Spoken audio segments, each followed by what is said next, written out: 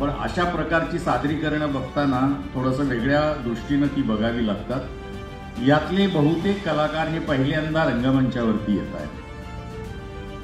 काही माणसांना रंगमंच काय आहे किंवा अभिनय काय आहे, नाटक काय आहे, सिनेमा काय आहे हे सुद्धा माहिती नाही यातल्या बऱ्याच लोकांना।